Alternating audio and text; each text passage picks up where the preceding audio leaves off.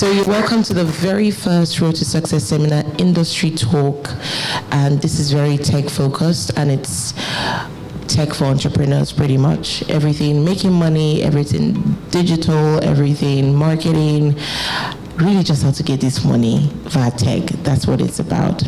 My name is Mayawa Adegoke. I'm privileged to be the visionary and the one leading the team for Road to Success Seminar. And I just invite you to have a great time today because it's really about learning. Everything that we do is about impacting people. It's about learning, and it's about giving people information, opportunity, and the network to become successful, particularly here in Dubai in the United Arab Emirates. I have the honor to bring on our very first speaker for the day, Simba. His surname is amazing. I'll let him do justice to it. So Simba is a seasoned and passionate intellectual property and innovation practitioner with more than 13 years experience covering intellectual property protection management, strategy and advisory in Africa and Middle East. Is also the founder of All Things IP Africa.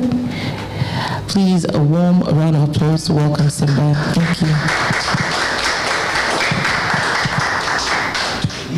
I'll explain intellectual property from the time you woke up until you got here. Some of you use an alarm, right, from your phone. On that phone, it has got a name, a brand, a trademark. Inside that phone, there is a technology that drives that phone, a patent, right? Inside that phone, again, there are little things that are called integrated circuits. It's intellectual property. We are done with the alarm, you are up. Some of us, we brush our teeth as soon as we get up. There is the toothbrush. There's a design. It's intellectual property. The shape and look of that toothbrush. It's a protected design. There is the toothpaste that you used. Probably it's Colgate, probably it's Sensodyne. They are trademarks. Then from there, took a bath. Used your soap, your shower gel, whatever. It has a name. It's a trademark. That shower gel, there is a process to manufacture that shower gel. That process is a patent. Again, it's IP. We are done.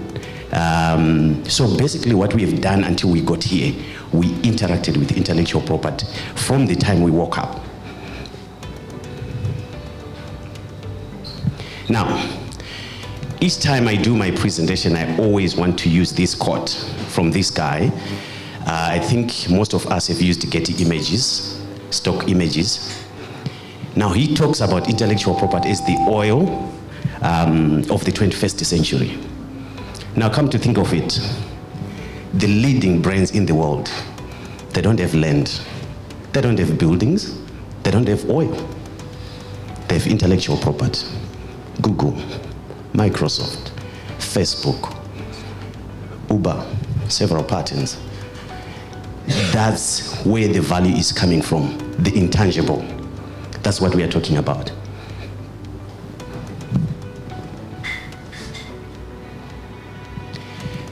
Now, for those who have been to Australia, you won't see Burger King in Australia.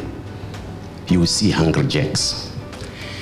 The reason is that Burger King didn't do their due diligence before getting into the Australian market.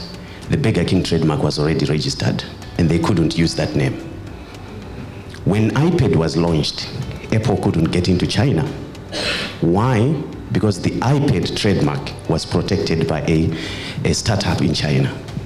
But they wanted to tap into the Chinese market. What did they do?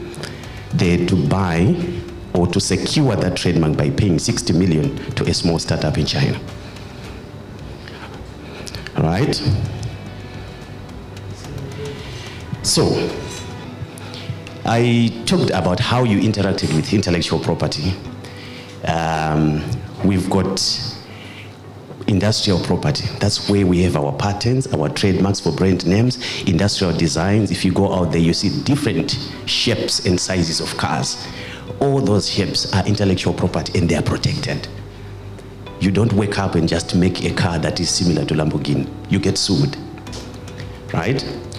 We've got trade secrets. The best in the world, Coca-Cola. They don't have a patent. The process of making that kind of cola is a trade secret, and it's protected like that. We've got geographical indications. This is intellectual property that speaks to the quality and the specifications of a product on the basis of where it comes from. Swiss chocolate, right?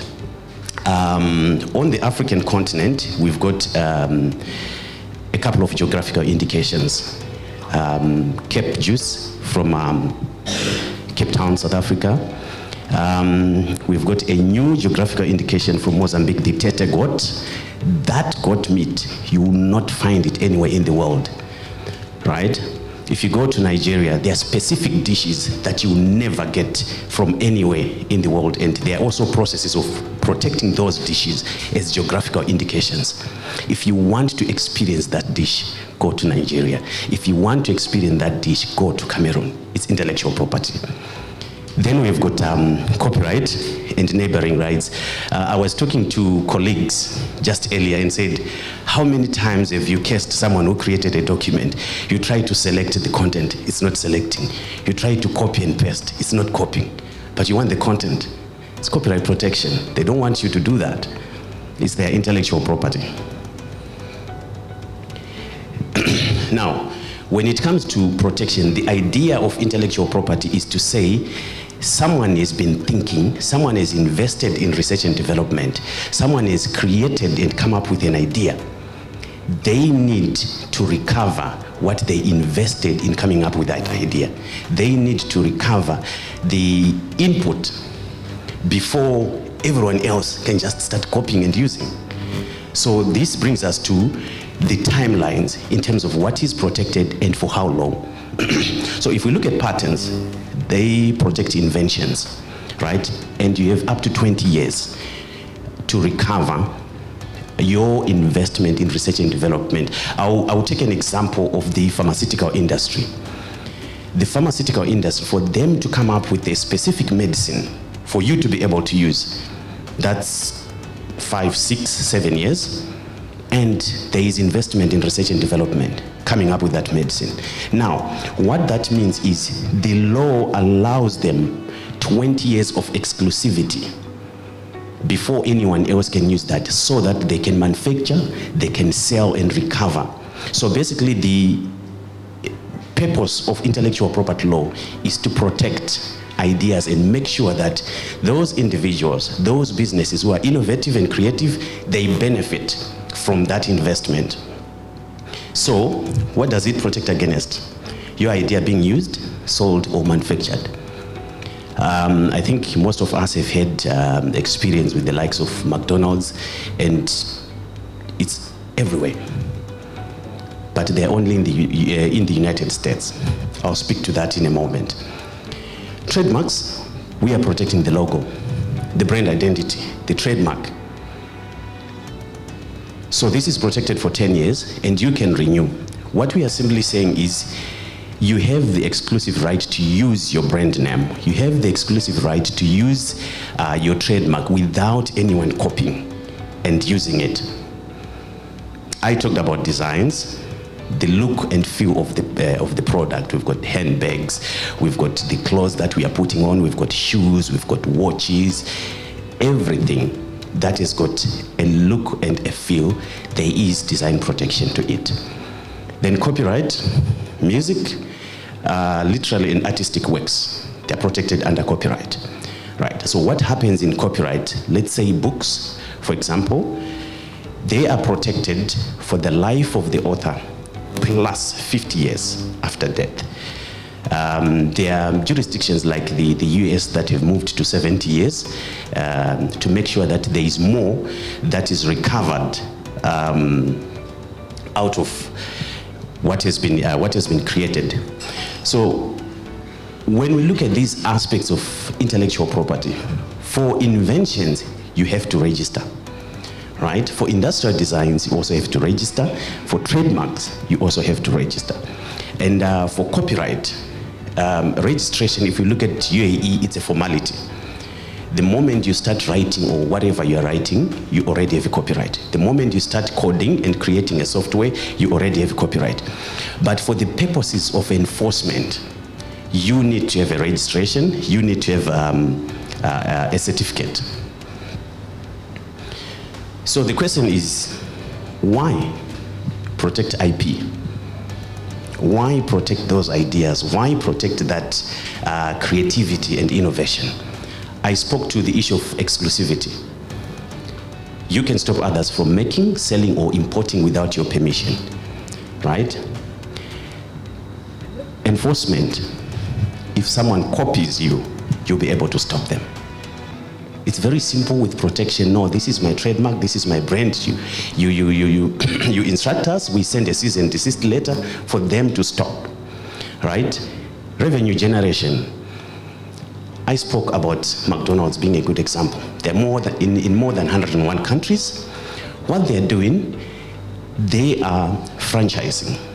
They are licensing, right? So they've built a whole lot of intellectual property, and they've built a system that can be applied and used anywhere in the world. So if you've got money, you can take the whole bunch of their intellectual property and open your McDonald's in Nigeria, in Zimbabwe, in any country. But what they are simply doing is they are allowing you to use their intellectual property for a fee. So when you come up with ideas, understand that protection is just the beginning. There is commercialization, there is making money out of those ideas, there is making money out of that innovation. Then return on investment, when we look at it from a research and development point of view, there is a whole lot of money that is put into research and development, finding solutions. From an African point of view, we don't really do that investment that much. All the African countries, we invest less than 1% of our gross domestic product on research and development. And that's the reason why we didn't manage to have the vaccine of our own. It's because we didn't invest in that. Now, when we look at research and development and investment in that from a product point of view, from a pharmaceutical point of view, that's a lot of money. And you can't invest that money just for free. Like, okay, fine, we've created this vaccine. Go ahead, use it for free. It's all yours. It can't happen. Now, for the business owners here, for the startups here, you don't want to do this. Come to think of it, you've been building around an idea, you've got your brand, you've got your logo, and then you go out there, you see a huge banner in Sheikh Zayed, there is your logo. Someone is using it, doing the same business. What do? Where do you go? That issue of protection that I've mentioned is what you need to start with. That's the starting point. I know there is excitement when it comes to new ideas, new technologies, new apps. You are all over the place. You want investment. You are sending out to potential investors and stuff like that. There are no non-disclosure agreements. It's, exchange of information. Now what happens? You'll be told, well, I mean, we can't really run with your idea. It's okay. Then 3 months down the line, you'll be like, but this is mine. But the question is, can you prove that? It'll be too late. So what we always recommend is do the right things first. Protect those ideas before you run around looking for money. Because for those who have got money, what you are trying to do in a year, they can do it in 3 months. So they'll take the idea for free and run with it. And you can make all the noise that you want. But the key issue is protect your ideas. Now, from the creative side, there's this issue, engaging freelancers designers, video editors, and stuff like that. Now, these people, they own what they create. How many knew? Beautiful. So if you come to me, I sit down, I design your logo, I do a video and everything. I own the copyright. So what you need to do is to make sure that you have an agreement in place that says, I am making this logo and transferring the intellectual property rights to you after payment.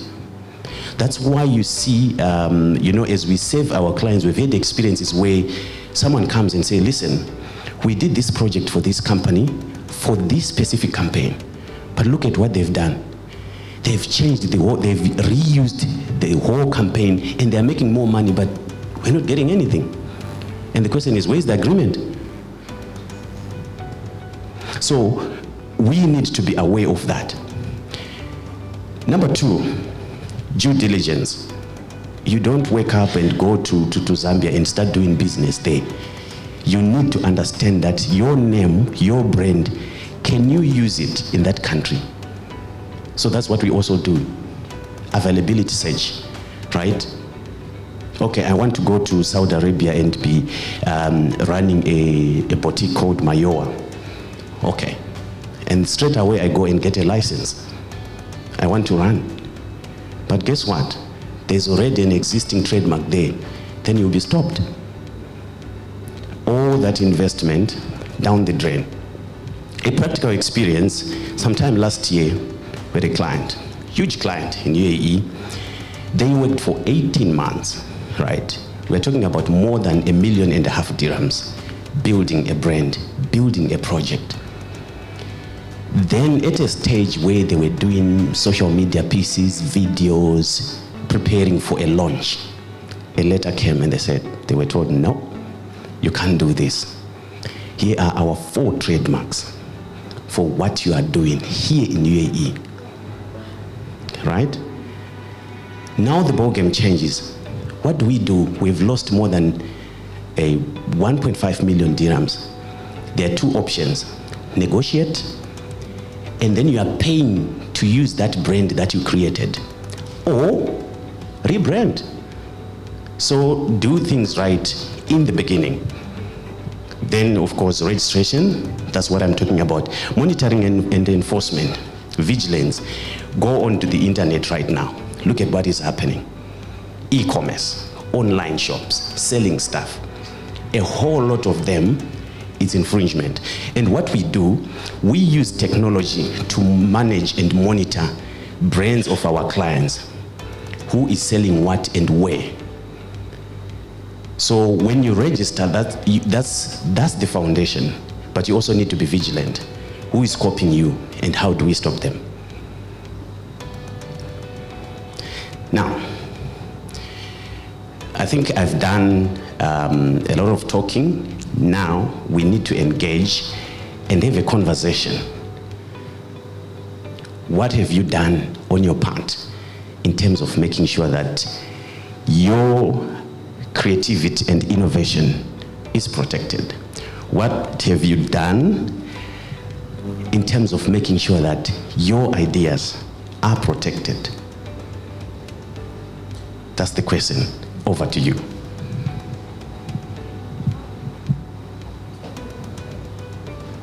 Anyone?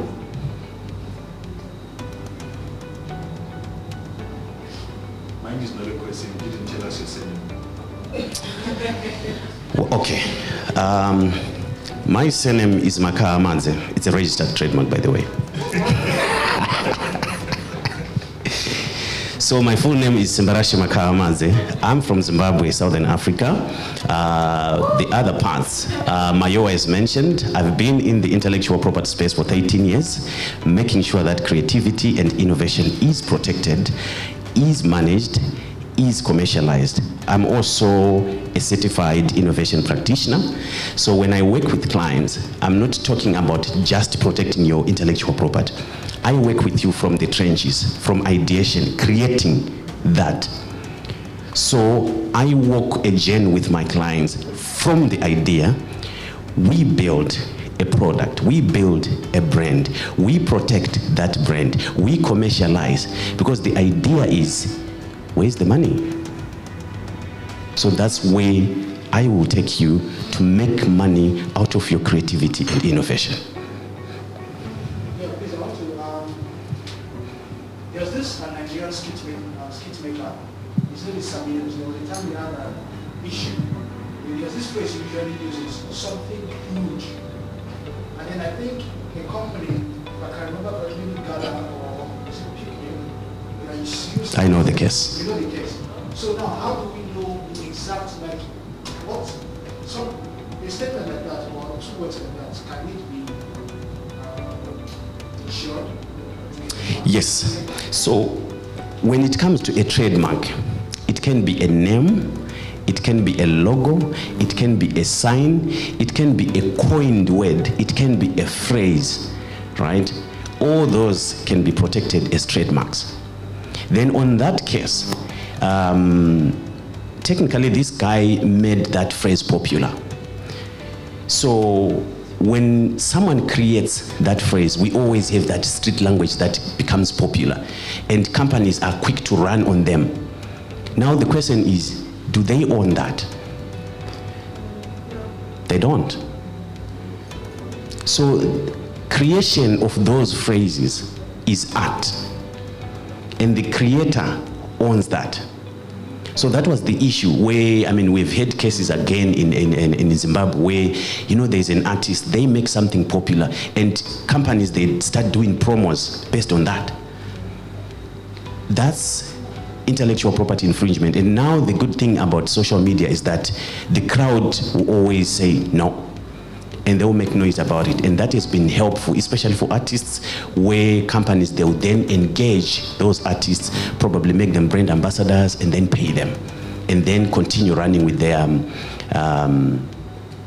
you know, with those phrases. Another case in Nigeria, there's, I'm forgetting the name, popular actor, and I think it's MTN. They just decided to use his images for promotions, right? That's intellectual property infringement.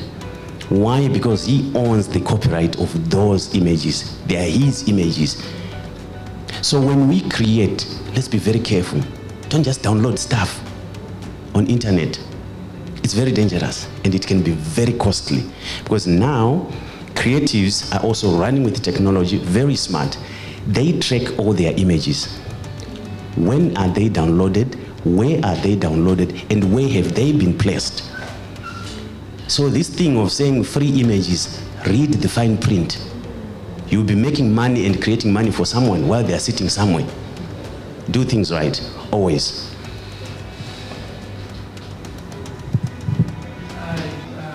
Back in Nigeria, we have a particular Coca-Cola. Then there was a time, I think in 2016, 2017, people just came So it was so similar to Coca-Cola. But the difference is the brand, but the taste was almost the same. And during that 2 years, Coca-Cola lost a lot in the market. And I think there was a court case between the two companies. Because Coca-Cola is not, it's an independent product, not under Coca-Cola. So now I don't know how Coca-Cola escaped the whole issue, because when you taste Coca-Cola and Coca-Cola, it's like, it's the same. So I will tell you from both angles, where I am standing in to defend a client and saying cola, it's a type of a drink. So you can't claim a specific type of a cola. That's number one. Number two, you said big cola. You said almost the same, right? Was the taste the same with Coca-Cola? No one has an answer to that? Right. Now, number two, Coca-Cola, the Coca-Cola formula in itself, it's a trade secret. We've got a whole lot of different colas, but none of them tastes exactly like Coca-Cola. So the reason why these people might have been off the hook is because you also spoke about loss in sales and revenue. That's a whole big burden to prove. Because when you go to court, we want those figures. We want those graphs showing that we were here, and when big caller came, we went there. If you cannot prove that, there's a problem.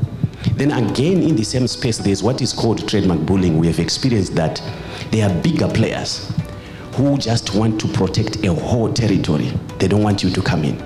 So they'll bully you. It's also part of the process. Yeah. Is that for me? Okay. Yes, sir. So my question is, so how do you really tell when you're able to defend an intellectual property infringement? Because if you look at it, everyone has ideas, but it's like, how do you run with it? Because one thing people do is packaging. I can have similar ideas with everyone here, but we can tend to do it differently. Because we go online, we make research, we see someone idea, we pick it up, we upgrade it. And people come with saying, oh, okay, you stole my idea. For example, if you look at the music industry, maybe songs are past. New artist picks it up, works on it, upgrade it, does it in a very different style. But you see people come in to say, oh, because I used a particular line. So I was saying, I can't run with someone's idea and brand it up in a very new way and get to still protect myself. Because that means if you're saying that there is infringement, that means everybody can decide, oh, you stole this, you stole this. Okay, so number one, intellectual property law doesn't simply protect ideas, it protects the expression of those ideas. Now, to answer your question, when we speak about innovation, it's about solving our everyday problems, doing and making things better. At some point, you know, the hard drive, like for the computer, it was one huge thing that could not be carried by two men, right? That was then. Now it can be a chip like this little and it's a terabyte. What people have been doing is they didn't create a new hard drive. They've been innovating around what is already existing, right? So that's the idea of innovation. But when it comes to a trademark, the core of the trademark is distinctiveness. You should not confuse the market. You should allow the market to distinguish your products from her products. That's the core of trademark. If you walk into a supermarket aisle, there is a whole lot of stuff. But you know what you want. What do you look at? The brand. So that's the idea. And now we can have cooking oil. 50, 60, 70 brands of cooking oil. But it's the trademark that will tell you, okay, fine, I want this. Right? Then when it comes to music, you talked about a few lines, so using someone's few lines. There is a problem because you didn't create those lines. So technically that's copyright infringement. So some artists, we have to go through a process and say, listen, dude, I like your music. There's this part that I want to use on my song. There are also background agreements that are happening before that happens. We have seen those cases where artists are on each other's throats. Why? Because someone didn't do the formality. They just plugged out certain lines from one artist's song. That's copyright infringement. Probably the last one. Any other questions? I think I've got, okay, I was one-sided. Yes, sir. I want to ask, so, for example, someone owns a company, and let's say the name of the company is John Limited, yeah? And you have a product, yeah? And the product's name is, let's say, Sarah, for example, yeah? Which is better to trademark? Is it the product name or the company? And if the company has a logo, you know, which is better to trademark? The logo, the company name, or the product name? I would say both. Because number one, there's the brand. I'll give you a very good example. Unilever, the company, they've got the logo, they've got the name. It's a registered trademark. Then there is a whole lot of products, hundreds of products under different trademarks. They are all registered. So if you want to do what is called defensive protection, you protect the trademark of the company name. You protect all the trademarks of your products. That's the best way to do it. All right, thank you very much. If we do have further questions, I'll be available to handle those. Let me hand over back to Mayoa.